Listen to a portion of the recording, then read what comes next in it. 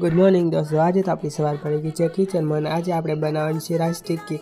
તો બનાવવાની છે રાઈસ ટિક્કી તો ફર્સ્ટ આપણે હાથેથી ચોખાને મસી લીધા, કેમ કે જેવું પાણી હોય નીકળી જાય.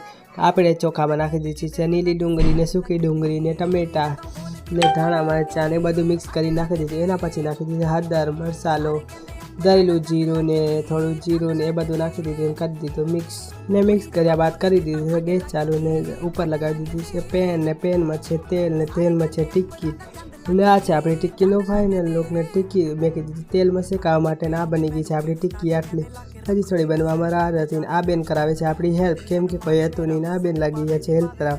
એની બનાવવાની ચટણી ને ચટણી બનાવવા માટે પાણી મૂકી દીધું છે ગરમ થવા, એમાં નાખી દીધો મસાલો ને કરી દીધું છે મિક્સ ને બની ગઈ છે આપણી ટિક્કી ને ચટણી ને આ છે એનું ફાઇનલ લુક. આપણે સૌથી પહેલાં દીધું છે સૌથી પહેલાં દીપલબેનને, એના પછી ટેસ્ટ કરવા એમની બેન ને એમના પછી એનો ભાઈ ને સૌને પસંદ આવ્યો તો લાઈક કોમેન્ટ શેર.